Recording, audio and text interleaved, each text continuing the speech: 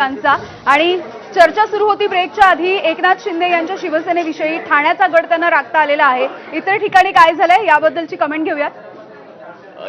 ज्याप्रमाणे मुंबईमध्ये ठाकरे यांची सत्ता गेली त्याचप्रमाणे 40-35 वर्षापासून जवळपास संभाजीनगरमध्ये शिवसेनेचं प्राबल्य होतं।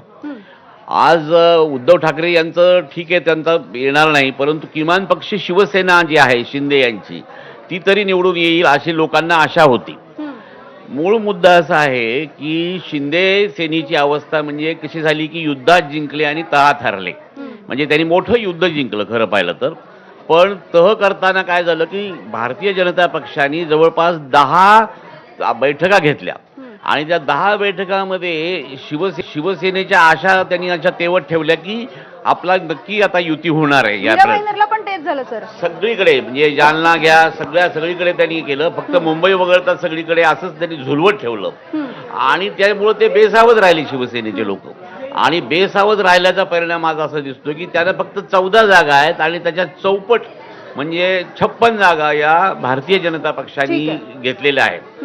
हे जे म्हणजे ज्या पद्धतीने राजकारण भारतीय जनताने कूटनीती केली ही मला असं वाटतं की शिवसेनेला याचा चांगला धडा हा बसलेला आहे आणि औरंगाबादमध्ये पहिल्यांदाच भारतीय जनता पक्षाचं राज्य आता महानगरपालिकेमध्ये येत आहे।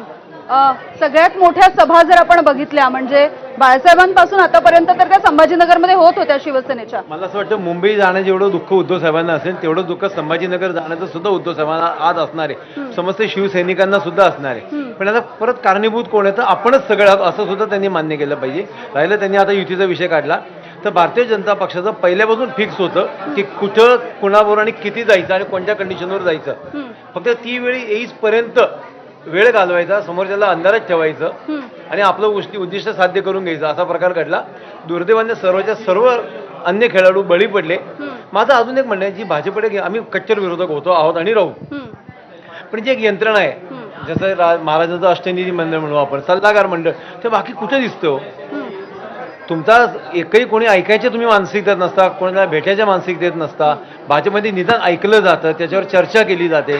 जर हे होत नसेल, मी सांगेल तेच खरं, असं जर होत असेल सगळ्या पक्षांच्या सगळ्या राजकीय नेत्यांमध्ये त्याच्यापेक्षा वेगळं काय होईल असं वाटत नाही मला। आणि मला सर्व राजकीय पक्षांच्या नेत्यांना डायरेक्ट म्हणणे, एक पुण्याची एक बातमी येते, आपण ती घेऊया। पुण्यामध्ये आतापर्यंतच्या कलांमध्ये भाजपनं बहुमताचा आकडा गाठलेला आहे। भाजपचे 86 उमेदवार सध्या आघाडीवरती आहेत आणि पुण्यामधले आतापर्यंतचे जे कल हाती आले त्यामधला हा आकडा आपण बघतोय। जसे आता आपण चर्चा करत होतो, तुमच्या अनेकांचं म्हणणं आहे की भाजपनं जे छोटे पक्ष होते, जे मित्र पक्ष होते, त्यांना काहीसा दाबण्याचा प्रयत्न केला आणि तसे काहीसे आकडे सध्या आपल्याला रिफ्लेक्ट होताना देखील दिसत आहेत, असं तुमच्या सगळ्यांचाच दावा आहे।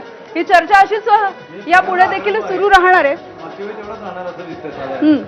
त्यामुळे नेमकं पुण्यामधले सध्याचे हे आपण आघाडीचे कल बघतोय, चित्र अगदी काही वेळामध्ये स्पष्ट होईल आणि याविषयी पुन्हा एकदा आपल्याला बोलायचंय। मात्र तुर्तास पुन्हा एक छोटासा ब्रेक घेऊन लगेच परत येतोय।